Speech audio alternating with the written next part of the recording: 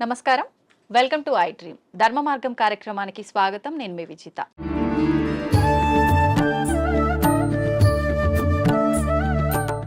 సాధారణంగా మనిషి యొక్క ఆయుష్ అనేది 100 ఏళ్ళు 100 సంవత్సరాలు అని చెప్పి మనందరం కూడా వాడుక భాషలో మాట్లాడుకుంటూ ఉంటాము. కానీ కొద్ది మంది మాత్రమే 100 ఏళ్లకు పైబడిన వాళ్ళని మనం చూస్తూ ఉంటాము. 100 ఏళ్ళు కూడా లేకుండా 60లు, ఇప్పుడు ప్రస్తుతం మాత్రం 40లోనే వాళ్ళ జీవనాన్ని కొనసాగించలేకపోవటం అయితే ప్రస్తుత పరిస్థితుల్లో మనం చూస్తున్నాము. అసలు ఈ 100 ఏళ్ల ఆయుర్దాయం ఉండాలి అనంటే ఒకప్పటి కాలంలో వాళ్ళు ఎలాంటి ఆరోగ్యానికి సంబంధించిన జాగ్రత్తలు తీసుకునే వాళ్ళో మనకైతే చాలా వరకు అవగాహన లేదు. కానీ ప్రస్తుతం నాతో పాటు ఉన్నారు స్వామీజీ. వారు 109 సంవత్సరాలు వాళ్ళ జీవనాన్ని కొనసాగిస్తూ ఉన్నారు. చాలా ఆరోగ్యంగా కూడా ఉన్నారు. అసలు ఇది ఎలా సాధ్యపడింది అంటే వారు చేసే ధ్యాన సాధన వల్లే సాధ్యపడిందని అయితే చెప్పొచ్చు. ఇప్పుడు స్వామి వారితో మాట్లాడి ఆ డీటెయిల్స్ అన్ని కూడా మనం క్లియర్ గా తెలుసుకునే ప్రయత్నం అయితే చేద్దాం. నమస్కారం స్వామీజీ. హరి ఓం. ఇప్పుడు మీరు కూడా ఈ విద్యను నేర్చుకున్నారు కదా స్వామీజీ, మీకు ఎంత కాలం మాకు నేర్పించింది మా గురువు గారు కుండలిని విద్య. కుండలిని విద్య. ఓకే, అదే నేను చెప్పాను ఇప్పుడు ఇన్ని యోగాలు ఉన్నాయి, దాంట్లో మా లైన్ కుండలిని యోగ సాధన. మీరు మీ గురువు గారి దగ్గర నేర్చుకున్నారు, మళ్ళీ మీరు మీకు శిష్యులు వాళ్ళకి సాధన నేర్పించడం ఇలాంటివి చేస్తుంటారా స్వామీజీ? ఎందుకంటే మొట్టమొదట నేను గురువు అనిపించుకోవడం నాకు ఇష్టం లేదు. ఓకే, ఎందుకని? అందరూ గురువులే. పత్రిజీ అంటారు, you are masters, I'm also master, you are gods, I'm also god అంటారు. సో అందరిలో అదే ఉన్నప్పుడు నేను ఏదో నేర్పిస్తాను అనే అహంకారం కాదు. నాకైతే తపన ఉంది, నేను బాగున్నాను, నాలాగా మీరు ఉండండి. కానీ ఆ చేసే ప్రాసెస్ అందరూ అట్లా చేయలేరు. ఆ క్రియలు ఉంటాయి, క్రియల తర్వాత 3 బంధాలు అనేవి ఉంటాయి, పూరక కుంభక రేచకాలు అనేది ఉంటాయి. ఇవన్నీ చెప్తున్నప్పుడు బాగా వింటారు, ప్రాక్టికల్ అది ఉండదు. థియరాటికల్ గా నేను వాళ్ళకి పూర్తి అర్థమయ్యేటట్టు చెప్తా వాళ్ళ భాషలో. బట్ చెప్పిన తర్వాత ఆ రోజు చాలా బాగుంది అంటారు, నెక్స్ట్ డే దాన్ని చెయ్యరు. వీళ్ళందరూ ఎట్లున్నారంటే ఈ కాలంలో ఈ పొద్దు వినేలా రేపటికంతా నాకు వచ్చారు, వింటే రాదు కదా. Practical practical everything practical. Okay Swamiji, మీరు ఇన్ని సంవత్సరాలుగా రకరకాల మార్పులు సమాజంలో కానీ మనుషుల్లో కానీ చూస్తూ వచ్చారు కదా, ప్రత్యేకించి చెప్పాలి అనంటే ఎక్కువగా మార్పు చెందిన విషయాలు ఏంటి? స్వాతంత్రం రాకముందే చాలా బాగుండిందమ్మ దేశం. ఇంత క్రూరత అనేది అప్పట్లేదు. అప్పుడు వాళ్ళ పోలీసింగ్ చాలా తక్కువ అయినా బ్రిటిష్ వాళ్ళు పద్ధతిగా ఉన్నారు. కానీ వాళ్ళది వాళ్ళు ప్రచారం చేసుకునేకి మన గురుకుల వ్యవస్థను ధ్వంసం చేసి ఈ ఇంగ్లీష్ ఏబిసి కాన్వెంట్లు పెట్టారు. అవును. సో వాళ్ళ ప్లాన్ మన సంస్కృతిని ధ్వంసం చేస్తే మనం పోతాము. కానీ మన సనాతన ధర్మ సంస్కృతి అజరామరం, ఎవడు దాన్ని ఏమీ చేయలేదు. 1000 ఏళ్ళు ప్రయత్నం చేశాడు, ముస్లిమ్స్ కాలేదు.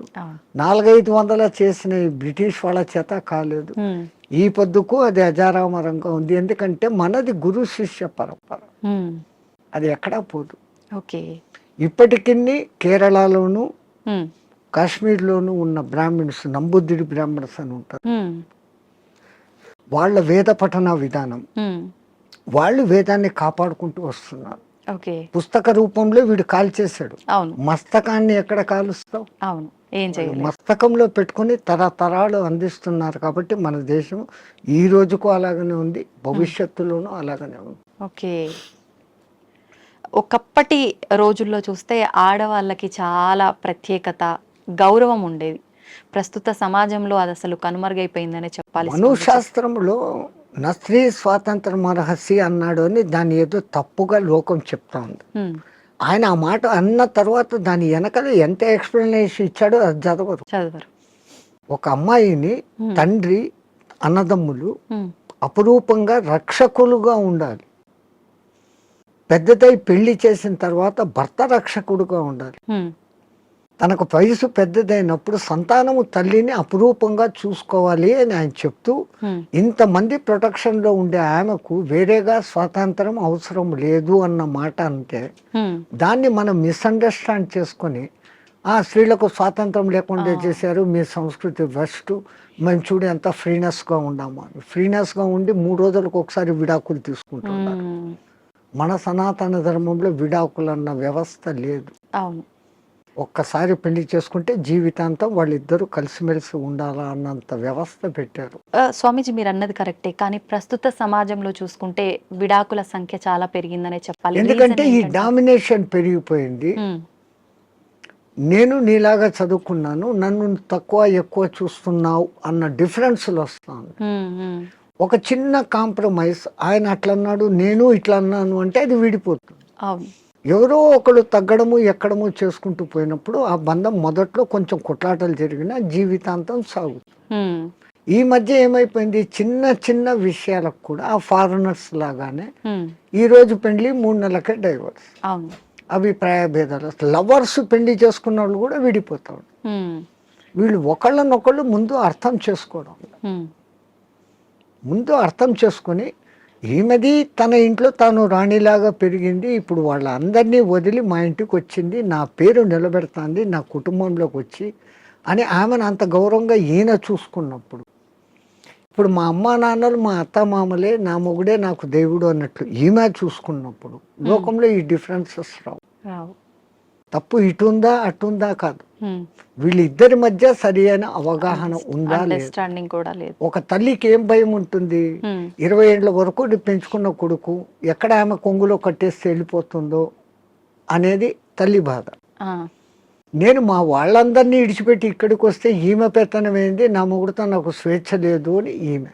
కరెక్ట్ చెప్పారు స్వామీజీ. ఆ భావ ఈ విధంగా ఉన్నప్పుడు ఇట్లుంటుంది. హ్మ్. మా అమ్మని విడిచిపెట్టేస్తాను, వీళ్ళే ఈ అత్తమామలే నా అమ్మ నాన్న అనుకున్న మెంటాలిటీలోకి ఈమె వచ్చినప్పుడు గొలాట లేదు. హ్మ్. నా ఆడబిడ్డలు వేరే ఇంటికి ఇచ్చాను, ఆ పేరే ఆడబిడ్డ, అవును. ఈడబిడ్డ కాదు కాదు. ఆడబిడ్డ అంటాడు. హ్మ్. నా బిడ్డలు నాడిచ్చాను, హ్మ్. అట్లాగనే కదా నాకు వచ్చింది, ఈ కోడలు ఇప్పుడు నా కూతురు అనుకుని చూసుకుంటూ వీళ్ళు ఉన్నప్పుడు హ్మ్. ఎక్కడ కొట్లాట్లు, ఎక్కడ తేడాలు. కరెక్ట్. అట్లా ఉన్న కుటుంబాలు కూడా ఉన్నాయి, ఎన్నో నేను చూశాను. హ్మ్. హ్మ్. చాలా మంది ఇండ్లకు నేను భిక్ష పోయినప్పుడు హ్మ్. అమ్మ అమ్మ అని తిరుగుతుంటే ఆ అమ్మాయిని నేను వాళ్ళ కూతురు అనుకున్నాను, హ్మ్. వచ్చినోడు వాళ్ళ అల్లుడు అనుకుంది, చూస్తే వీళ్ళ కొడుకు ఆమె కోడలు, కోడలు. అంత అన్యోన్యంగా ఉన్నాం. హ్మ్. ఎంత హ్యాపీ ఫీల్ అవుతాం. అవును. అది ఎక్కడో ఒక్క కుటుంబంలో అత్తాకోడన్ల గలాటాలు, డామినేషన్లు. అవును. ప్రపంచమంతా అట్లా లేదు, మన భారతదేశం అట్లా లేదు. హ్మ్. ఎందుకంటే మనం పెంచిన పెంపుదల పిల్లల్లో ఆ ప్రవర్తన అట్లే ఉంది, మన సనాతన ధర్మం. అది చెప్పకపోవడంతో ఈ మధ్య ఈ డిఫరెన్స్. హ్మ్.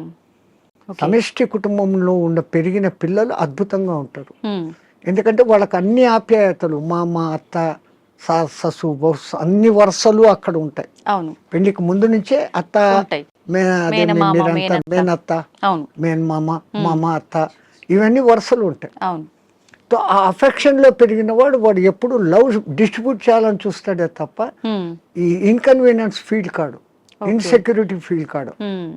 ఇప్పుడు సమాజం ఎట్లా ఉంది, పెళ్ళి పొద్దు చేసుకుంటారు, వేరే కాపురం అంటారు. అవును. ఆ పుట్టిన పిల్లలను వీళ్ళిద్దరూ ఉద్యోగాలకు వెళ్ళిపోతారు, ఆయానో లేకుండా అంటే ఇంకెక్కడో పెంచుతాడు. అవును. వాడు అఫెక్షన్ లేకుండా పెరగటంతో మనిషిలో క్రూయాలిటీ పెరుగుతా. ఇప్పుడు జరిగే ఈ అరాచకాలన్నిటికీ కారణం ఇదే అంటారా నేను స్వామీజీ? అదే, వాడు ఇన్సెక్యూరిటీగా పెరిగాడు, అవును. అవును. దురలవాట్లకు ఈజీగా పడిపోతాడు, హ్మ్. డామినేషన్ వస్తుంది. అవును. ఇవన్నీ కారణం వానికి లవ్ అండ్ అఫెక్షన్ దొరకకపోవడం. ఓకే. అసలు తల్లి మామూలుగా ప్రేమగా పాలు ఇవ్వడం లేదు. కరెక్ట్. 6 నెలలు 1 సంవత్సరం ఆ తల్లి వెచ్చదనం అనుభవిస్తూ ఆ పాలు ఆ ముఖాన్ని చూస్తూ చేసిన వాడిలో ఉండే అఫెక్షన్, ఆ తల్లి నాన్న కన్నా అంట మాట్లాడిస్తూ ఉండే ఆ అఫెక్షన్ వాడి భవిష్యత్తులో ఇంకొన్ని హింసించాలా తిట్టాలనే భావన రాదు. రాదు. అన్నింటికీ మూల కారణం ముందు తల్లి. హ్మ్. ఆ బిడ్డను తల్లి అట్లా పెంచితే అన్నీ అట్లే ఉంటాయి. ఒక జిజియాబాయి హ్మ్. శివాజీని తయారు చేసింది ఎంత అద్భుతంగా, ఒక రామకృష్ణ పరమహంస, ఎవరికైనా వీళ్ళ వెనకాల ఒక తల్లి ఉంది. అవును. ఆ తల్లి డైవర్షన్ ఇంత అద్భుతంగా. హ్మ్. స్వామీజీ ఇందాక మీరు అన్నారు బ్రాహ్మీ ముహూర్తంలో ఎవరు పాటించట్లేరు పాటించాల్సినవి అని చెప్పి. నిజంగా మన సనాతన ధర్మమే చాలా గొప్పది. అందులో బ్రాహ్మీ ముహూర్తం గురించి చాలా గొప్పగా చెప్పారు మీలాంటి పెద్దవాళ్ళు కూడా. ఎందుకు అంత గొప్పతనం బ్రాహ్మీ ముహూర్తానికి? ఫస్ట్ లేచినాక మలమూత్ర విసర్జన చేసేయాలి. హ్మ్. 3:30, 4 o'clock, ఓకే. 15-20 minutes ఆ పని. హ్మ్. వీళ్ళాక శుభ్రంగా స్నానం చేయాలి. బాహ్యంగా మనం ఎంత శుద్ధం చేసుకున్నా 1 గ్రాము ఇక్కడ 1 గ్రాము ఇక్కడ 1 గ్రాము ఇక్కడ 10 గ్రాములు మైనస్ ఉంటుంది. ఓకే. బట్ బాహ్య శుద్ధి నేను స్నానం చేసినప్పుడు అంతర్శుద్ధి కూడా ఆటోమేటిక్ గా కలుగుతుంది. Okay. Now I am cure, I am pure అన్న భావన ఇక్కడ వచ్చినప్పుడు ఆ భావన ఇన్నర్ కు కూడా తగులుతుంది. అవును. ఆ బ్రహ్మముహూర్త టైంలో మీకు సౌండ్స్ ఎక్కడ ఉండవు, ప్రశాంతంగా ఉంటుంది. ఇంకా పక్షులు లేచి కిలకిలా రావాలకు కూడా చేయవు. ప్రకృతి అంతా ప్రశాంతమైన తపస్థితిలో ఉన్న స్థితిలో ఉంటుంది. ఆ వైబ్రేషన్స్ హిమాలయాలలో జపాలు తపాలు చేసుకుంటున్న వాళ్ళ వైబ్రేషన్స్ అంతా ఆ గాలిలో కలిసి ఉంటాయి. ఓకే. దాంతో మనం కూడా కూర్చొని ప్యూరిఫై అయ్యి ఏదో ఒక సాధన గురువు చెప్పింది ఇదంతా ఏది లేదు.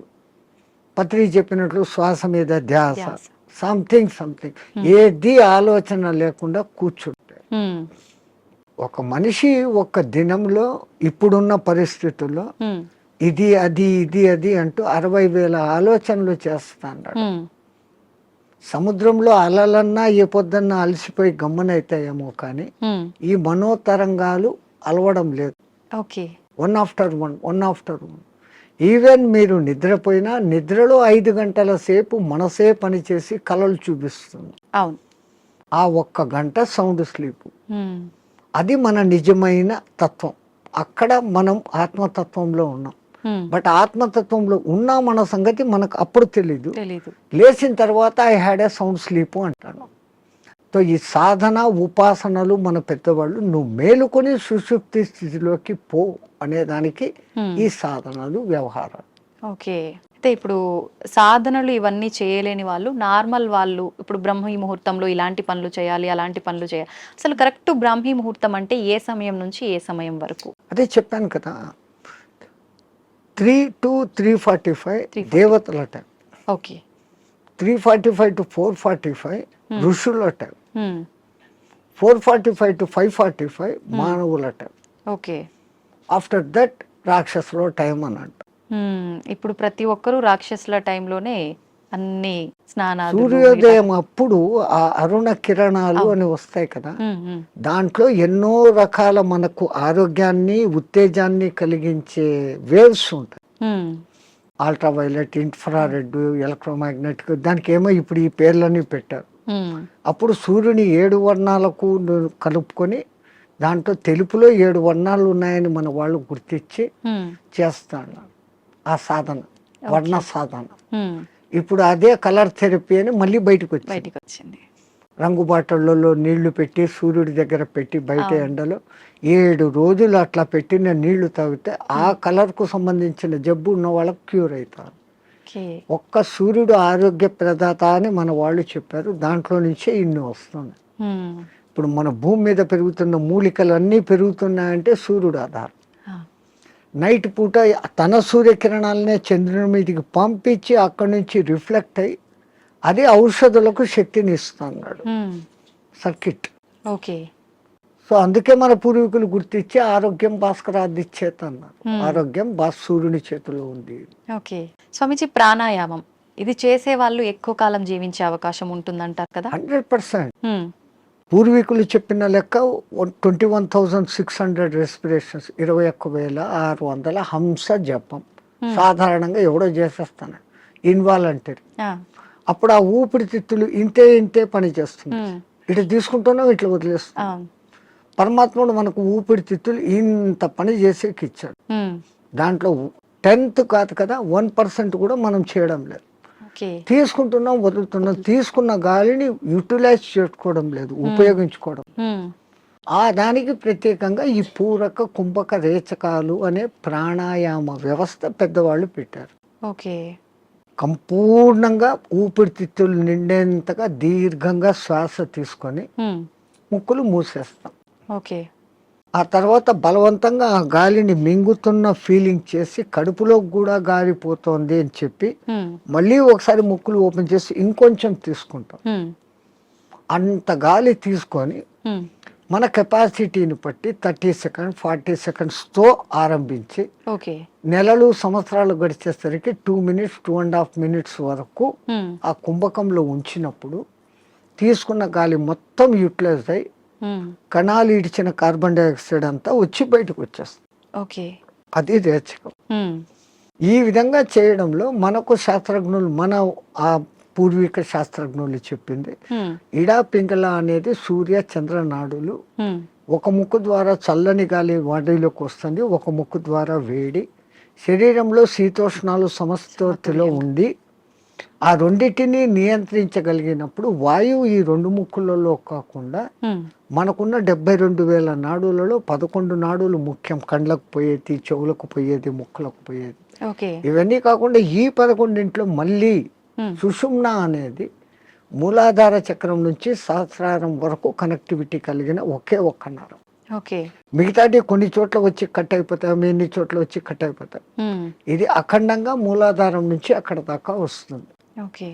దాని లోపలికి గాలి ప్రవేశం చేసినప్పుడు అక్కడ జరిగే సంచలనం మనిషికి దీర్ఘాయుష్. అసలు ఈ ప్రాణాయామం చేస్తేనే దీర్ఘాయుష్. కారణం మామూలు మనిషి ఒక నిమిషంలో 15 రెస్పిరేషన్లు తీసుకుంటే నేను నిమిషం సేపు గాలిని బంధించగలిగినాను అంటే నాకు 15 రెస్పిరేషన్లు సేవ్డ్ కదా. It is in my bank account. ఒక్క ప్రాణాయామంలో నేను 15 ఊపిర్లు మిగిలిపెట్టుకుంటే 1 గంట సేపు చేస్తే అంటే 60 నిమిషాలు ఇంటూ 15 900 వాయువులు. ఒక 10-11 దినాలు చేస్తే 9,000, 21,000 వచ్చేదానికి ఒక 10 రోజులు 1 నిమిషం చేస్తే 10 దినాల తర్వాత నాకు 1 దినం ఆయుష్ పెరిగింది. It is in my hands. So అదే నేను 2 నిమిషాలు చేస్తే 5 రోజుల్లోనే నాకు 1 రోజు ఆయువు పెరిగింది. అది కారణం. ప్రాణాయామంలో అది రహస్యం. ఇంకా ఈ ప్రాణాయాన్ని ఇంకా బాగా డెవలప్ చేసుకొని ఇడా పింగళలో కాకుండా సుషుమ్నలోకి ప్రవేశం చేస్తూ ఎక్కిస్తూ ఆడిస్తూ ఉన్నప్పుడు ఏదో ఒక దినం మన అదృష్టము, ఆ గురు కటాక్షము, దైవానుగ్రహము ఉండి ఆ గాలి కుండలిని ప్రేరేపిస్తుంది. ఒక్కసారి కుండలిని ప్రేరణ చేసినాక ఈ ఆత్మతత్వం ఏం, సృష్టి రహస్యం ఏం, పరమాత్మ ఏం, నేను ఏం అన్న సంగతి వాడికే తెలిసిపోతుంది. ఇంకా అది బయటికి చెప్పుకునేందుకు కానీ ఆనంద స్థితిలోకి వాడు ఉంటాడు ఆ సాధకుడు. ఇది మామూలు వాళ్ళకి సాధ్యపడుతుందా స్వామీజీ? ఎవరికైనా, పశుపక్షాదులకు కూడా దేవుడు ఆ కుండలిని శక్తి ఇచ్చాడు. ఇప్పుడు ఈ మా ఫిజికల్ బాడీ తయారీలో మెదడు, చేతులు, కాళ్ళు, రెక్కలు, ఇంటర్నల్ ఆర్గాన్స్, గుండె, ఊపిరితిత్తులు అని మీకు ఫిజికల్గా ఎట్లా కనపడుతున్నాయో కనపడని అంగాలు, షట్చక్రాలు అనేటివి, నాడులు అనేటివి, అవి విశ్వశక్తి ప్రసారకాలు. నరాలలో రక్త ప్రసరణ, ఆక్సిడేషన్ ఇది జరుగుతుంది. మన వాళ్ళు ఈ 2 రకాలుగా చూశారు. అది వ్యవహారం. అక్కడ ఆ తేడాను గమనించి వాళ్ళు ఆ సాధనాలు చేశారు. మాకు కనపడదు, అది లేదు అనుకుని వాళ్ళ లోకం, ఈ లోకమే, ఈ జన్మే శాశ్వతం అనుకునేది వాళ్ళ సిద్ధాంతం. మనకు జన్మలు ఉన్నాయి అన్నది మన సిద్ధాంతం. ఇప్పుడు చాలా మంది ధ్యానం చేయాలనుకుంటారు, కానీ మనసుని నియంత్రించుకోలేకపోతుంటారు. ఏకాగ్రత లోపిస్తూ ఉంటుంది, రకరకాల ఆలోచనలు కదులుతూ ఉంటాయి. ఎలా నియంత్రించుకోగలుగుతారు స్వామీజీ? మనసుకు ఒక్క డ్యూటీ అప్పచెప్తే పాపం మనసు ఏం చేస్తుంది? గమ్మన ఉన్నప్పుడు 112 ఆలోచనలు చేస్తాను. ఇప్పుడు మీరు కుట్టు పని చేస్తారు, మిషన్ మీద కూర్చున్నారు, మీకు కుట్టు పని తెలుసు. ఇన్వాలంటరీగా మీరు ఆ బట్ట అక్కడ పెడతారు, ఎట్లా పొడి చేయాలో చేస్తారు, కాళ్ళు కదుపుతూ ఉంటారు, కుట్టు మిషన్ నడుస్తుంటుంది, కళ్ళతో చూస్తుంటారు, కుట్టు పోతుందా లేదా పోతుంది. ఇదంతా ఎట్లొచ్చింది? ఒక ప్రాక్టీస్, ఒక దినంలో రాదు. సో అక్కడ మీరు మనసంతా ఎక్కడ పెట్టారు? కుట్టు లైన్ గా పోతుందా లేదా అనేదాన్ని. ఇంకోటి ముగ్గులు వేస్తారు బయట, మీరు 5 చుక్కలు ఇట్లా పెట్టాలా, 3 ఇట్లా పెట్టాలా ప్లాన్. ఈ ఒక్క లైన్ తో అన్నిటినీ ఇట్ట తిప్పి ఇక్కడికి తీసుకొని వస్తారు. మీ ఆంధ్రాలో రథం ముగ్గు అని వేస్తారు, అన్ని చుక్కలను ఒక్క లైన్ తో కలుపుతారు. సో అక్కడ వాళ్ళ కాన్సన్ట్రేషన్ అంతా ఎక్కడుంది? నేర్చుకున్నప్పటి నుంచి ఎట్ట తిప్పారు, కళ్ళు అట్ట పోతుంటాయి, చెయ్యి అట్ట వెళ్ళిపోతా ఉంటుంది. సో ఈ కాన్సన్ట్రేషన్ మీరు అక్కడ పెట్టారు. అట్లే మనం ఒక్క దాని మీద కాన్సన్ట్రేషన్ పెట్టినప్పుడు మనసు ఆ టైంలో మీకు రెండో ఆలోచన ఏముంది? ముగ్గు వేస్తున్నప్పుడు మా మామ అట్లా అన్నాడు, మా కొడుకు ఇక్కడ పోయినాడు, ఇవన్నీ ఆ టైంలో లేదు. టిఫిన్ చేయాలా, అది నథింగ్. సో అక్కడ ఐడియల్ అయిపోయింది. ఆ, సో ఒక్క పర్టికులర్ డ్యూటీ మనసుకు అప్పచెప్పతే ఉమ్, ఆ మనసు అదే చేస్తూ ఉంటుంది. ఓకే. అందుకే మన పూర్వీకులు ఒక తమాషా ఎగ్జాంపుల్ చెప్తారు. ఉమ్, ఎవరో ఒక ఆయన తపస్సు చేశాడు, దేవుడు ప్రత్యక్షమైతే నా అన్ని పనులు చూసుకునేదానికి ఒక సెక్రటరీని నాకు అపాయింట్ చేయి. వాడు దేవుడే ప్రత్యక్షమైతే వాడు ఇట్లాంటి వరం అడిగాడు. ఉమ్, అది కూడా నేను చెప్పంగానే చేసేయాలా అన్నాడు. డేంజర్ రా, నువ్వు ఎప్పుడు దానికి పనులు చెప్పలేవు, అది పనులు చెప్పకపోతే నీకే తినేస్తుంది అన్న. ఉమ్, నో ప్రాబ్లం, నేను ఎప్పుడు పనులు చెప్తాను దానికి అన్నా. ఆ, ఆ దెయ్యం ప్రత్యక్షమైంది. నాకు ఒక 6 అంతస్తులు బిల్డింగ్ కట్టు అన్నాడు. ఉమ్, 6 అంతస్తులు బిల్డింగ్ కట్టేదానికి 2-3 ఏళ్ళు అవుతుందని వీడు అనుకున్నాడు. ఆ, అది పట్టు అనింది, బిల్డింగ్ తయారైపోయింది. ఉమ్, మహారాజ్ ఇంకేం పని అనింది. కుక్కర్ కావాలా, ఫ్రిడ్జ్ కావాలా, బెడ్ కావాలా, ఏసీ కావాలా.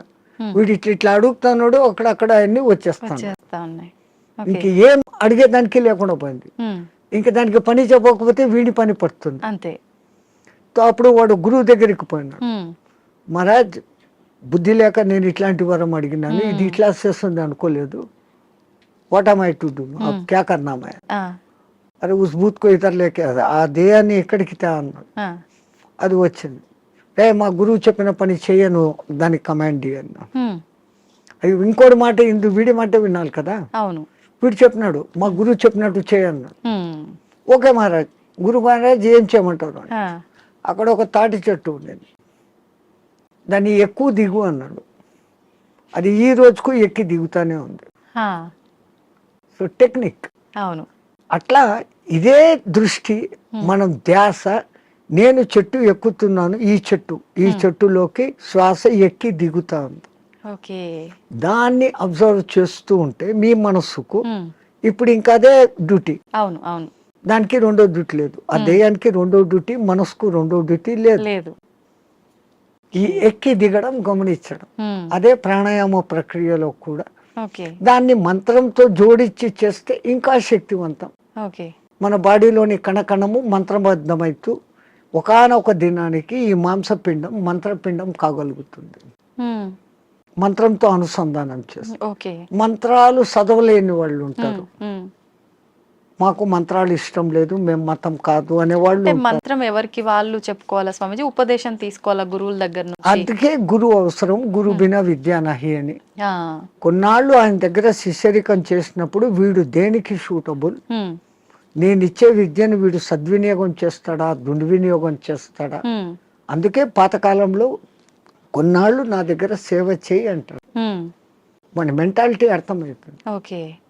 వాడు సిడ్ఫిరా అయితే గనక నేనేం నీ దగ్గర సేవ చేసేది, నాకు ఇంత పైసా ఉంది అంటాడు. ఆ, ఆ వినయత ముందు మనిషిలో ఉండాలి. ఉమ్, ఆయన దగ్గర ఈ పని చేస్తే నాకు మంచి జరుగుతుంది అనే విశ్వాసం ఉండాలి. ఉమ్, ఈ రెండు ఉన్నప్పుడు ఆ గురువు గాడిదను చూపించి ఇది దేవుడు, దీన్ని పూజ చేయంటే చేసినప్పుడు ఆ గాడిదలోనే నీకు దేవుడు కనపడుతుంది. ఓకే. పైలా విశ్వాసప్రదం సోపాన్.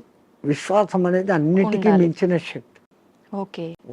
ఇక్కడ ఒకటి అచీవ్ చేయాలా అనుకున్నప్పుడు దాని మీద నేను చేయగలనా లేదా ముందే డిసిషన్ తీసుకోండి. ఉమ్, గురువు ఒక మంత్రం ఇచ్చాడు, ఈ అనుష్ఠానం ఇట్లా చేయాలా, రోజు లేచి ఈ అగ్ని తర్పణాలు చేయాలా, ఉమ్, ఇవన్నీ నేను చేయగలనా లేదా అనుకున్నప్పుడు గురుదేవా ఇవ్వండి అనాలి. ఆ మంత్రం తీసేసుకున్నాను, నేను చేసుకోలేదు, ఉమ్, దాన్ని చేయాల్సిన రీతిలో చేయకపోయినప్పుడు ఏం ఫలితం? ఓకే. సైకిల్ మోటార్ మీ దగ్గర ఉంది, ఉమ్, దానికి పెట్రోల్ పోసేది పని ఉంది కదా. అవును. పెట్రోల్ పోకుండా నేను కొనుక్కున్నాను 1,00,000 పెట్టి పోవాలా, ఇది అంటే ఎట్లా పోతుంది? పెట్రోల్ పోయాలా, అవును. అప్పుడప్పుడు దానికి ఏదో ఆయిల్ పోయాలా, మైనర్ రిపేర్స్ చూసుకోవాలా, ఉమ్, అప్పుడు ఆ బండి పోతుంది. ఓకే. లైక్ ది సేమ్ ఒక సిస్టమ్ ప్రాసెస్ అని గురువు చెప్పినప్పుడు ఉమ్, ఆ ప్రాసెస్ అంతా చేస్తున్నప్పుడు అది మిమ్మల్ని ఉద్ధరిస్తుంది. ఓకే. స్వామిజీ, హిమాలయాలు అనగానే మనకు అక్కడ ఇలా కొన్ని ఏళ్ల పాటు ధ్యానం చేసే వాళ్ళు ఉంటారని చెప్పి వింటుంటాం. నిజంగా అలాంటి వాళ్ళు ఇప్పటికీ ఉన్నారంటారా? 100% ఎంతో మంది. ఆ హిమాలయాలు అనే దానికి ముందు మా అనే అక్షరం పెట్టుకొని చదవండి. మహిమ ఆలయాలు. ఓ, మన దేశం మొత్తంలో చాలా కొద్ది ఆలయాలు ఉన్నాయి. ఉమ్, ఆ లయాలు అంటే అందులో లయం. ఉమ్, హిమ ఆలయం అంటే హిమంలో లయం కావడం. హిమం అంటే ఏంటి? మంచు. మంచు. నీటికున్న 3-4 లక్షణాలలో ఉమ్, ద్రవస్థితి, ఘనస్థితి. అవును. ఆవిరి స్థితి, ఉమ్, దాని తర్వాత ప్లాస్మా స్థితి, ఉమ్, ఇది ఏది కానిది మంచు స్థితి. ఓకే. అది అట్లా నీళ్లు కాదు, ఉమ్, ఇట్లా ఘనాకార ఐస్ కాదు, మంచును బాగా ప్రెస్ చేస్తే అప్పుడు మీకు ఐస్ అవుతుంది. అవును, ఇది మధ్యస్థ స్థితి. మధ్యస్థ స్థితి. మంచు అంటాం, హిమము అంటాం. ఉమ్, నిజంగా దానికి మహిమము ఓకే. మహిమ కలిగిన పదార్థం. ఉమ్, అది అక్కడంతా వ్యాపించి ఉంటుంది. ఉమ్, ఆ మంచి చల్లని వాతావరణము, కొన్ని రకాల ఔషధి మొక్కల నుంచి వచ్చే గాలి, ఉమ్, మన పూర్వీకులు తపస్సు చేసిన వాళ్ళ యొక్క వైబ్రేషన్స్, ఓకే. దేవతలు కూడా అక్కడ తపస్సు చేశారు, గొప్ప గొప్ప ఋషులు తపస్సు చేశారు, ఉమ్, ఇప్పుడు చేస్తున్న వాళ్ళు ఉన్నారు. వాళ్ళ యొక్క వైబ్రేషన్స్ ఆ ఏరియాలో ఉంటాయి కాబట్టి ఉమ్, మనం తొందరగా దానికి అకష్టమవుతాం. ఉమ్, అందుకని అవి ఎప్పటికీ హిమ ఆలయాలు అందులో లయం అయ్యేదానికి చూపిస్తూ ఉండే మార్గాలు. అంటే స్వామీజీ వాళ్ళు అలా కొన్ని ఏళ్ల పాటు ధ్యానంలో ఉన్నప్పుడు ఆకలి దప్పికలు నిద్ర ఏమీ ఉండవు, అలా ధ్యానంలోనే ఉండిపోతారంటారు కదా. అలా ఉండడానికి అంటే వీళ్ళు ఎన్ని ఏళ్ల పాటు వాళ్ళు సాధనమ్మ. ఏది ఇప్పుడు నేను చెప్పాను, ఏది సాధించాలన్నా సాధన. మీ తెలుగులో సింపుల్ పద్యం, సాధనతో పనులు సమకూరు ధరలోన విశ్వదాభిరామ వినరు. సాధన దేనికి కూడా, ఏది చేస్తే కూడా సాధన. స్వామిజీ, మన సనాతన ధర్మంలో ఓంకారానికి చాలా ప్రత్యేకత ఉంది. అది ఓంకారం కాదు, ఔంకారం. మీరు మనం పలకడమే దాన్ని తప్పు పలుకుతున్నాం. మనం మాట్లాడుతున్న ప్రతి మాటల్లో ఎక్కడో ఒక చోట అకారము, ఉకారము, మకారము ఉంటాయి. ఓకే. అకార ఉకార మకార అర్ధమాత్ర ఇది ఓంకార. అర్ధమాత్ర మకారం అన్నాడు, ప్లస్ ఆ. ఓకే. అర్ధమాత్ర అంటే ఔం అని ఉచ్చరించినప్పుడు అకారము ఉకారము రెండూ పలకబడి ఓంకారం దీర్ఘమవుతుంది. ఓకే. అకారం అన్నప్పుడు మీ స్థూల శరీరం, ఉకారం అన్నప్పుడు సూక్ష్మ శరీరం, ఓంకారం అన్నప్పుడు కారణ శరీరం. ఓకే.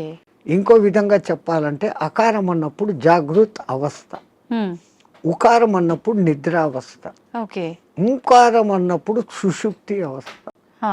సుషుప్తిలో మనం ఆత్మస్థితిలో ఉన్నాం. మేలుకొని ఆత్మస్థితిలో ఉండేదానికి పరమాత్ముడు మనకి ఇచ్చిన అత్యంత గొప్పది, విశ్వమంతా వ్యాపించి ఉన్న శబ్దం ఏదైతే ఉందో అది ఓంకారం, ఓంకారం కాదు, ఓంకారం. అయితే మనం ఇప్పుడు మీరు చెప్పినట్టుగా చూస్తే ఎవ్వరం కూడా కరెక్ట్గా దాన్ని పలకట్లేదనే చెప్పాలి, సాధన చేయట్లేదనే చెప్పాలి. మరి అక్కడే గురువులు చెప్పేది ఈ వివరమంతా చెప్పి, ఒరే నాయనా ఇట్లా ఉచ్చారణ చేయన్నప్పుడు విశ్వమంతా వ్యాపించున్న ఆ శబ్దంతో మన శబ్దము అనుసంధానం అవుతుంది. ఓకే. సైంటిస్ట్ ఇప్పుడు రికార్డు చేశారు, సూర్యుడి నుంచి వస్తున్న శబ్దము ఔం ఔం అని ఉంది, గెలాక్సీ సౌండ్ ఔం అని ఉంది, భూమి తిరిగే వేగపు సౌండ్, గ్రహాలు తిరిగే వేగపు సౌండ్ వేరే వేరే విధంగా వినపడుతున్నాయి, కానీ అంతంగా ఔం ఔం అన్న శబ్దమే ఉంది. సో దాన్ని ఇట్లా అట్టాడు చేసినప్పుడు ఔం ముక్కుల ద్వారా వదులుతున్నాం, మనం చేసేది ఓ అంటున్నాం నోటి ద్వారా. ఓడ అవును, అవును అనేది రావడం లే. అవును అనే దాని పక్కన శూన్యం పెట్టినప్పుడు ఔం. అకార ఉకార మకారాలు మూడు పలకపడతాయి. ఇక్కడేం జరుగుతుంది, ఓ అంటున్నాం, నోటి ద్వారా గాలిపోతాం. సో మనం పూర్ణ ఫలితం పొందలేదంటే చిన్న పొరపాటు అక్కడ ఉంది. అది ఎందుకు అంత రహస్యంగా పెట్టి గురువులు శిష్యులకే చెప్పినప్పుడు దాన్ని అర్థం చేసుకుని వాడు చేస్తున్నాడు. అందరికీ చెప్పాలా అంటే దానికి అర్హత ఉండాలి, ఆ ప్రాప్తత ఉండాలి. కానీ ఇప్పుడు అది కూడా మేము బహిరంగంగా అందరికీ చెప్తున్నారు. నాయనా మీరు చేసుకునే వాళ్ళు పూజలు చేసుకునేటప్పుడు ఇట్లా చేసుకోండి, సామూహికంగా అర్చేయండి. అది అలవాటు అయిపోయింది, రాదు. అందరూ ఔం అని ఎక్కడా పలకరు.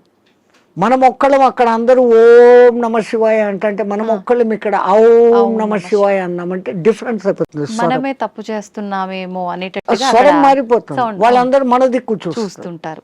సో మనము ఇంట్లో కూర్చొని ప్రత్యేక సాధనలు చేసేటప్పుడన్నా కనీసం ఎక్కడ ఏది ఉచ్చరించాల్సి వచ్చినా ఔం అని ఉచ్చరించండి, ఓం అని కాదు. ఇంకా సామూహికంలో తప్పడం లేదు. 10 మంది కూర్చొని శివ సహస్రనామము అష్టోత్తరము ఏదో ఒకటి చేస్తాం. ప్రతి దానికి ఓం నమ శివాయ, ఓం శంభవైత నమో, భయోశ్వరాయ నమో, నిధనపతి నమ, నిధనపతాంతకాయ నమ, వీటన్నిటికి ముందు ఓం ఓం అంటారు. ఓం ఓం ఓం అంటాం. మాకు ఇదే అలవాటు అయిపోయింది, ఓం ఓం అని అంటాం. ఓం అనేది మా నోట్లో రాదు. నిజంగా అంటే మనం పలకాల్సిన మంత్రం ఏదైనా తప్పు పలుకుతున్నాము అంటే దానివల్ల మనకు ఫలితం కలగకపోగా దోషం కలిగే అవకాశం ఉంటుందా స్వామీజీ? దోషము అని అంటే సైంటిఫికల్ గా మీకు నేను చెప్పాలంటే, ఇప్పుడు ఈ షట్చక్రాలు అనేది పెటల్స్ తో ఉంటుంది.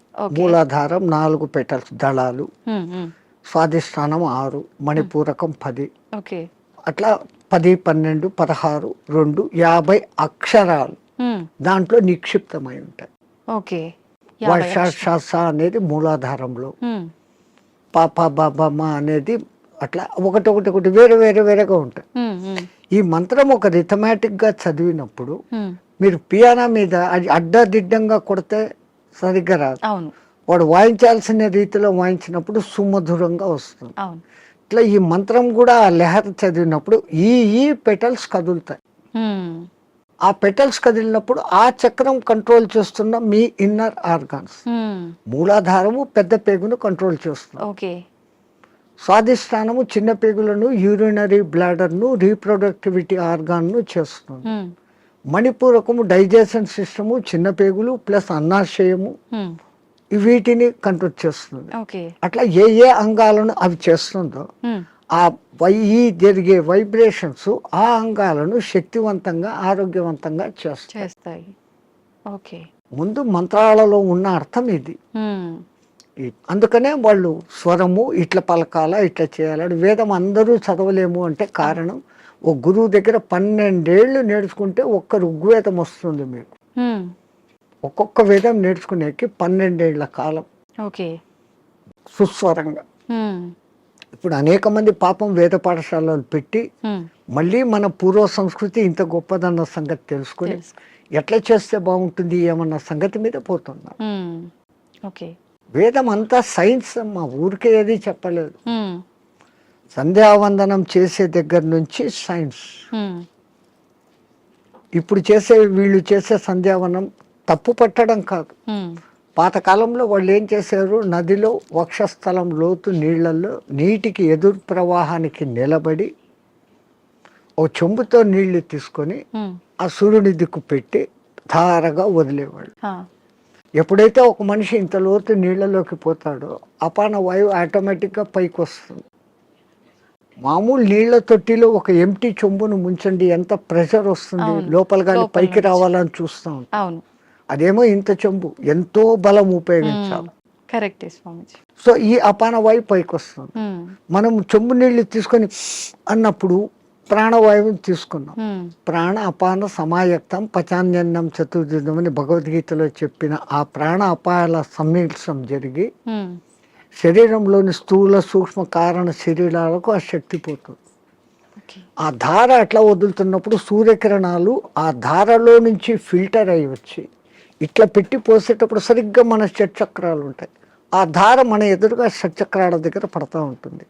ఆ కిరణాలు ఆ ఈ ధారలో నుంచి ఫిల్టర్ అయ్యి మన షట్చక్రాలకు కావాల్సిన కిరణాలను అందిస్తుంది. సూర్యుడిలో అనేక కిరణాలు ఉన్నాయి.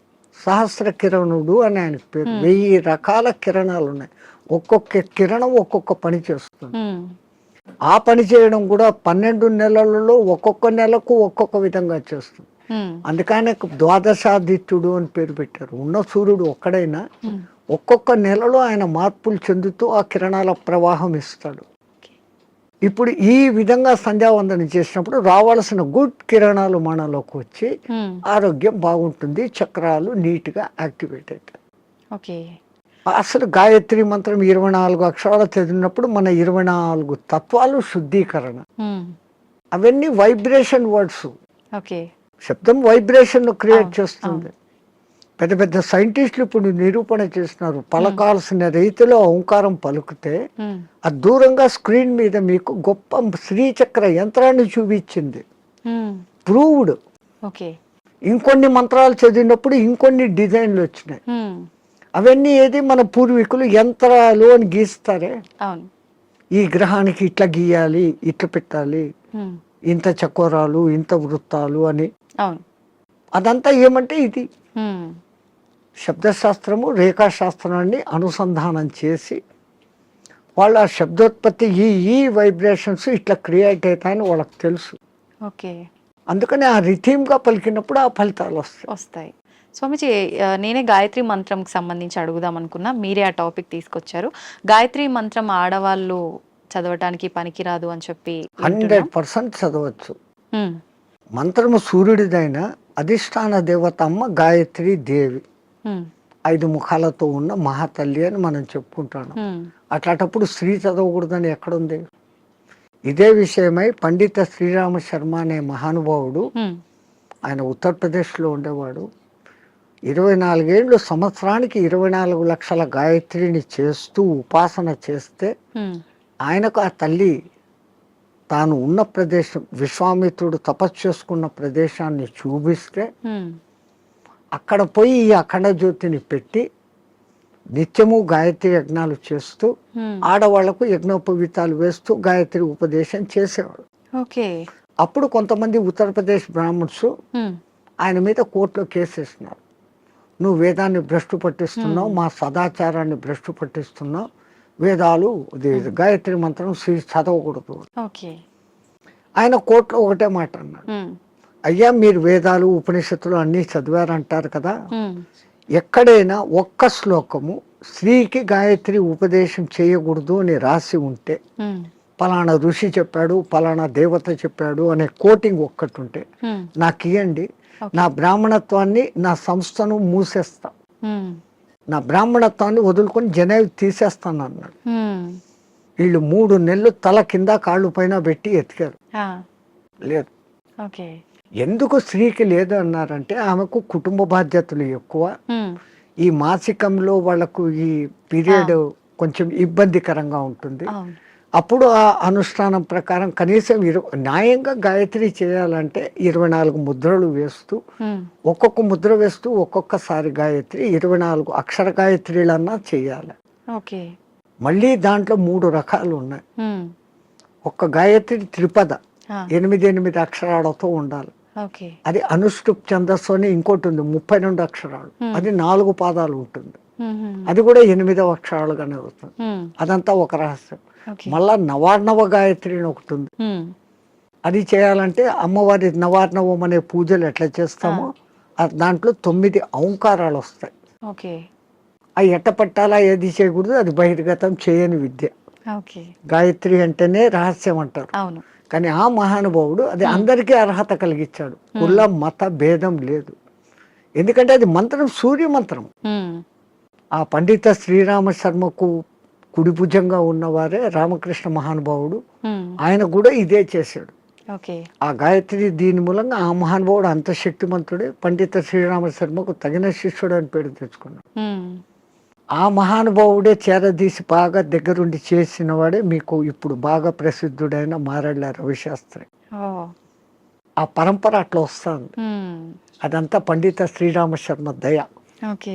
స్వామి, దైవాన్ని నమ్మటం వల్ల, పుణ్యక్షేత్రాలకు తిరగటం వల్ల మనశ్శాంతి అనేది లభిస్తుందంటారా? 100%. అసలు మీరు పోవడమే ఆ ఇంటెన్షన్. హ్మ్. కాశీకి పోతే నాకేదో పుణ్యం వస్తుంది, ఆడ ఏదో వదిలిపెట్టేస్తానే సెంటెన్స్ కాదు అది. హ్మ్. కాశీలో 12 జ్యోతిర్లింగాలలో విశ్వనాథుడు అక్కడ ఉన్నాడు, విశ్వానికి ఆయన నాథుడు. ఆ! ఆ క్షేత్రానికి పోయి ఆయన నామస్మరణ కొంచెం సేపు నేను చేయటం మూలంగా నాకు ప్రశాంతత దొరుకుతుంది అని ఫస్ట్ మీలో విశ్వాసం కలిగినప్పుడు హ్మ్. అక్కడున్న అన్నపూర్ణ అనుగ్రహము కలుగుతుంది. హ్మ్. ఆ బేడి ఆంజనేయ స్వామి కరుణ, గణేష్ పండు మహారాజ్ది అందరిది దొరుకుతుంది. హ్మ్. అందుకే ప్రతి ఒక్క రుచిముని అక్కడ స్థాపించిన లింగాలు ఉన్నాయి. 3000కు పైన గుళ్ళు ఉన్నాయి కాశీలో. శివునికి ఇష్టమైన ప్రాంతం అది. హ్మ్. భూమి అంతా మునిగిపోయినా కానీ త్రిశూలం పైన నిలబెట్టి ఉంటాడు అని చెప్పబడిన ప్రసిద్ధ క్షేత్రం ఓకే. కాశీ. కాశీ అంటూ కాశీకి పోకుండా చచ్చిపోయినా హ్మ్. కాశీకి పోయినంత పుణ్యం కలిగే క్షేత్రం అదొకటే. హ్మ్. మిగతా క్షేత్రాలకు పోతానని ముక్కుబడి పెట్టుకొని పోకుండా పోతే ఏదో ప్రమాదము, హ్మ్. వానికి శిక్ష ఉంది. అవును. కాశీ విషయంలో అలా లేదు. హ్మ్. అంతటి గొప్ప అక్కడికి వచ్చింది అంటే ఒకటి ప్రజల విశ్వాసము, అక్కడ తపస్సులు చేసిన వాళ్ళ యొక్క శక్తి ధార. ధార పోయడం అనేది ఆ ప్రాంతానికి ఆ ప్రసిద్ధత వస్తుంది. ఓకే. భూమి అంతా ఒకటే అయినప్పటికీ సులభమైన ఉదాహరణ, ఇప్పుడు ఎండాకాలం కాదు, మామూలు చిన్న ఎండ ఉన్నప్పుడు ఒక భూతద్దం తీసుకొని వచ్చి పేపర్ మీద పెడితే అది కాలుతా ఉంది. ఆ భూతద్దం నుంచి కిరణాలు కాన్సన్ట్రేషన్. అట్లా విశ్వశక్తి కాన్సన్ట్రేషన్ ప్రదేశాలు కొన్ని, అవి పుణ్యక్షేత్రాలు, తీర్థక్షేత్రాలు, తీర్థయాత్రలు. తీర్థం అంటే నీళ్లు. ఆ నీళ్లు ఎన్నో కొండల నుంచి ఆ ఖనిజాలను రాసుకొని దానిలో తీసుకొని చెట్ల వేర్ల ద్వారా ఆయా మూలికల శక్తిని తీసుకొని అవి రావటంతో ఆ నీళ్లు తాగితే శుభం. ఆ నీళ్లలో స్నానం చేస్తే స్కిన్ డిసీజెస్ పోతాయి. ఓకే. సో అది నీళ్ళ శక్తి, తీర్థయాత్రలు, పుణ్యక్షేత్రాలు అని పెట్టారు. స్వామి, ఇందాక మీరు స్టార్టింగ్లో అన్నారు కదా, చాలా మంది అంటుంటారు కాశీకి వెళ్ళినప్పుడు మనం ఏదో ఒకటి నచ్చింది వదిలిపెట్టి రావాలి అని చెప్పి చాలా మంది నమ్ముతుంటారు. అసలు నిజంగా ఎవరికి నచ్చిన దాన్ని వాళ్ళు వదిలేసి రావాలా? అసలు వదిలేయాల్సిన ఏంటి? అవును, నేను ఇట్లే చెప్తే ఒక ఆయన నాతో అన్నాడు, అవును స్వామి మీరు చెప్పినట్లే ఖచ్చితంగా వదిలిపెడతాను, మా నానమ్మ మా ఇంట్లో ఉంది, ఆమెను తీసుకెళ్తా కాశీకి, ఆమెను వదిలేస్తాను అన్నాడు. అది కాదు, మనకు అత్యంత ఇష్టము ప్రేమ కలిగిన పదార్థము తినేది కావచ్చు, మనం 24 గంటలు దాన్ని చూసి ఆనందించే వస్తువు, కానీ దాన్ని అక్కడ వదిలేసి ఇంకా దాన్ని తలుచుకోకుండా ఉండగలమంటే మన మనస్సు మీద మనం నియంత్రణ సాధించడం. మైసూర్ పాకు మీరు అక్కడ వదిలి వచ్చారమ్మా, మీకు బాగా ఇష్టం, ఇక్కడికి వచ్చిన 10వ రోజు 12వ రోజు ఎవడో పార్టీ పెట్టాడు, ఆడ మైసూర్ పాకు చూడంగానే ఈ కళ్ళు మీకు ఆర్డర్ ఇస్తుంది, ముక్కు ఆ మైసూర్ పాకను పట్టేస్తుంది, నాలుక నీళ్లు ఉడతాయి, నేను కాశీలో వదిన నోర్మోయ్ నేను తినాను అంటే మీ మీద మీకు మెల్లగా కమాండ్ వచ్చింది, కనీసం ఆ భయంతోనన్నా. అట్లా కాశీలో వదలడం మూలంగా మీలో ఆత్మస్థైర్యత అనేది పెరుగుతుంది. అది బ్యాక్ రీజన్. కానీ ఏదో ఒక రీజన్, చాలా మంది రకరకాలుగా అనుకున్నా కూడా దాన్ని అయితే నమ్ముతూ వస్తున్నారు ఇప్పటికీ. వెనకల కారణం ఇది అని మీకు తెలుసుకోవడం. అవును, అక్కడ మీకు ఆత్మస్థిరత, ధైర్యము అనేది పెరుగుతుంది, self confidence. I can able to do this without that. అది లేకుండా నేను ఉండలేను అన్న వాళ్ళు, అది లేకుండా ఎదురుగా కనపడుతూ కూడా అది లేకుండా ఉండగలిగిన స్థితి అంటే మీలో ఎంతటి స్టెబిలిటీ వచ్చినట్లు. అది ఆత్మస్థైర్యం. మన పూర్వీకులు ఏది చేసినా అంత ఆలోచనతో. నీలో ఆత్మశక్తి పెరగాలంటే నీకు అత్యంతగా ఇష్టమైంది అక్కడ వదలాలి. ఎందుకంటే ఆ కాలంలో కాశీయాత్ర జీవితంలో ఒక్కసారి. అవును, ఆ 1000 కిలోమీటర్లు నడిచిపోయి మళ్ళీ వెనక్కి వస్తాడు. కాటికి పోయినవాడు కాశీ, అదేమో సామెత ఉంది మీ దాంట్లో, కాశీకి పోయినవాడు కాటికి పోయినవాడు ఒకటి అని. అవును, మళ్ళీ తిరిగి రారు అని చెప్పి. ఆ కాలం అట్లుంది, అడవులలో పోవాలి, దారిలో జంతువులు, వాతావరణం మారిపోవచ్చు. అవును, ఇన్నిటినీ తట్టుకొని అక్కడికి పోయి మళ్ళీ రాగలిగినాడంటే వాడు దేవునిగా పూజించేవాడు. రెండవది, వాడు వచ్చేటప్పటికి అక్కడ కాశీలో నేను పలానా వదిలేసి వచ్చాను మోనుకున్నాను అన్నప్పుడు వాళ్ళలో ఇక్కడ ఆత్మశక్తి పెరిగి వాడు ఇక్కడ ఎవరికి ఏ మంచి మాట చెప్పినా అది జరిగిపోతుంది, వాక్ శుద్ధి వస్తుంది. So when you develop your confidence you can able to do anything. So to develop your confidence అక్కడ పోయినాక ఒకటి వదిలిన వాళ్ళు బెనిఫిట్ పొందుతారు. స్వామి, చాలా మంది అంటుంటారు, అంటే ఇప్పుడు ఇందాక మీరు చెప్పినట్టుగా వెళ్ళిన వాళ్ళు తిరిగి రారేమో అన్న ఒక ఉద్దేశంతోటో మరేంటో తెలియదు, కానీ చాలా మంది నమ్మకం ఏంటంటే పిల్లలు ఉండి వాళ్ళ పెళ్ళిళ్ళు అన్నీ అయిపోయిన వాళ్ళు మాత్రమే కాశీకి వెళ్ళాలి, దర్శించుకోవాలి, అవన్నీ అవ్వని వాళ్ళు కాశీలోకి పోయి సస్తే మోక్షం అనుకుంటే కాదు. నాకు తెలిసి ఒక మంచి కోటీశ్వర దంపతులు 3వ తరాన్ని కూడా చూసేశారు. ఆ 3వ తరం కూడా 18 yearsకి వచ్చింది మనవాళ్ళు. ఇంకా ఇంత అనుభవించిన కాశీలో పోయి చచ్చిపోతాం, వయసు కూడా అయిపోయింది, 80 ఏళ్ళు వచ్చినాయి. ఇద్దరు లవ్ మ్యారేజ్, ఇద్దరికి 80 ఏళ్ళు భార్యాభర్తకి. బట్ డబ్బు ఉంది, అక్కడ మంచి బిల్డింగ్ కొనుక్కున్నారు, 4 సర్వెంట్లను ఎత్తుకొని పోయినారు, వంట వండేకి పనులు చేసుకునేకి, రోజు పోయి స్వామి దర్శన్ వస్తూ ఉన్నారు. ఎప్పుడో ఒకసారి బంధువులు ఫోన్, బిడ్డలు వాళ్ళది, అంత ఆధ్యాత్మిక. మర్జాయంగే అంటున్నారు. 7 ఏళ్ళైంది, 8 ఏళ్ళైంది, 10 ఏళ్ళైంది. ఇక్కడ ఈ 18 ఏళ్ళ బిడ్డలు 28 ఏళ్ళ వయసుకు వచ్చినారు మనమళ్ళు. వాళ్ళకి మ్యారేజ్, ముగ్గురికి ఒకేసారి కుదిరింది, వేరే వేరే కమ్యూనిటీ హాల్. ఓకే. తాత పెళ్ళి మాది అంటే, అరే ఇక్కడ కాశీలో ఉండి 15 ఏళ్ళు అయిపోయింది, 95కి వచ్చినాం, అక్కడ గంగ నీళ్లు తాగి రోజు శివప్రసాదాలు తిని ఇంకా పుష్టి తయారైనారు. They can able to see, they can able to hear everything. అంతా ఆయన ధ్యానంలోనే. అరే ఇంకా ఉంటాం కదా, ఒకసారి పెళ్లి చూసుకొని వస్తామని ఫ్లైట్లో వచ్చినారు. పెళ్లి చూసుకున్నారు, రాత్రి పడుకున్నారు, పడుకున్న వాళ్ళు పడుకున్నట్లే జై శ్రీరామ్ అయిపోయినారు ఇద్దరు. వాళ్ళకు కాశీలో మరణం లేదు, ప్రాప్తం లేదు. అందరికీ మరణము సాధ్యమా? అలా అని మరి కాశీలో ప్రాప్తం లేదని అక్కడే ఉంటే ఎప్పటికీ మరణం ఉండదనేది కూడా. ఆ మాటకు వస్తే తల్లి, ఇప్పుడు గంగలో మునిగితే నాకు పుణ్యం వచ్చేస్తుంది అనుకుంటే, గంగలోనే ఉండే చేపలు, కప్పలు, ముసళ్ళు అవి అక్కడే పుట్టాయి, అక్కడే పెరిగాయి. ఒక్కసారి గంగా స్నానం చేస్తే, సరే మీరు కాశీలో పొద్దున్నుంచి సాయంత్రం వరకు 10 సార్లు గంగా స్నానం చేశాను అంటారు, కానీ మీరు చేసింది ఒకటే స్నానం. మీరు స్నానం చేయగానే ఆ నీళ్లు ఫ్లో పోయినాయి కదా. అవును. ఆ తల్లి నిరంతర ప్రవాహం, ఎప్పుడూ కొత్త నీళ్ళు అక్కడ. స్నానం చేస్తే నాకు పవిత్రత వచ్చేసింది గంగలో చేస్తేనే కాదు. గంగలో స్నానం చేసే ముందు నా ఇంతకు ముందు నా గత జన్మ బుద్ధులు, గత జన్మ కాదు, నా గత జీవితం బుద్ధులు, లక్షణాలు మార్చుకుంటాను.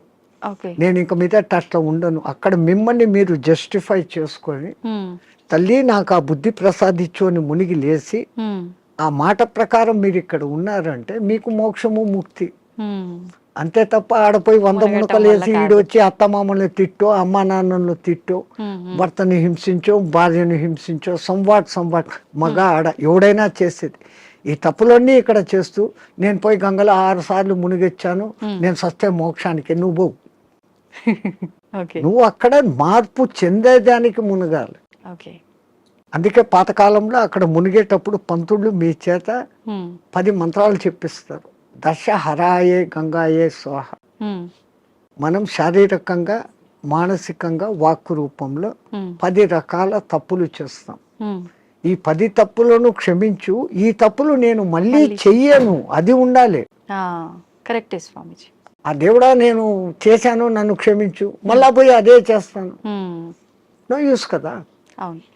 Do not repeat. మళ్ళీ చెయ్యను కూడా ఉండగలిగితే అప్పుడు ఆ కాశీలో స్నానం చేసిన పుణ్యం.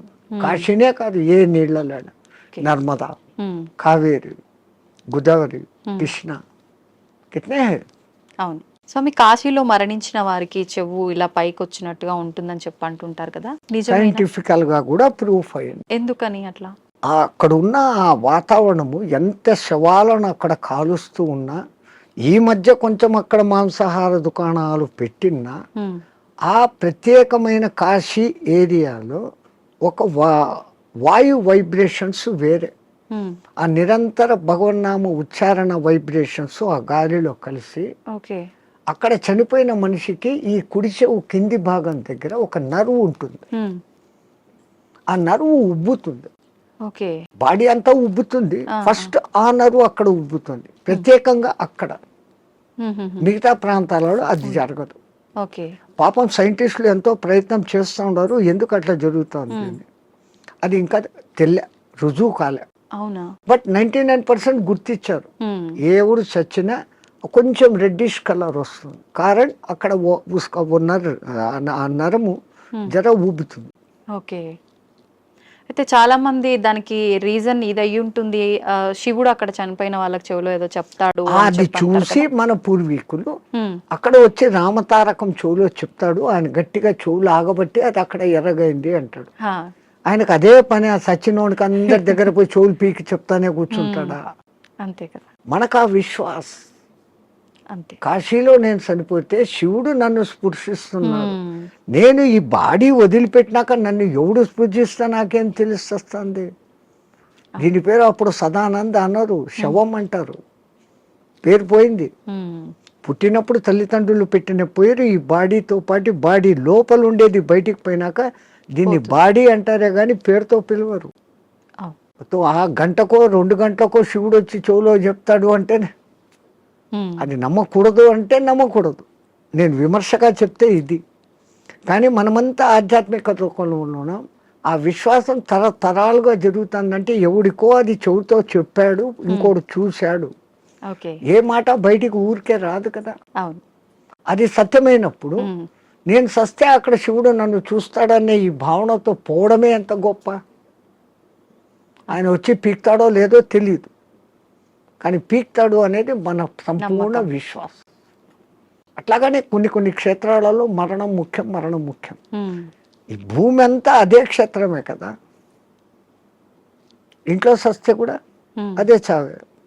కానీ వీడి ఇంట్లో ఎంతసేపు సత్యం ముందర కూడా నేను నా వాళ్ళు అది పోయింది ఇది పోయింది నేను ఇంకా అది చేయలేదు అంటా సస్తాడే తప్ప నేను కాశీలో ఉన్నాను, భగవత్ సంకల్పం భగవద్ దర్శనం అవుతుందన్న భావనలో ఉండడు. అందుకే కనీసం సత్యం ముందరన్నా నామస్మరణ చేయండి.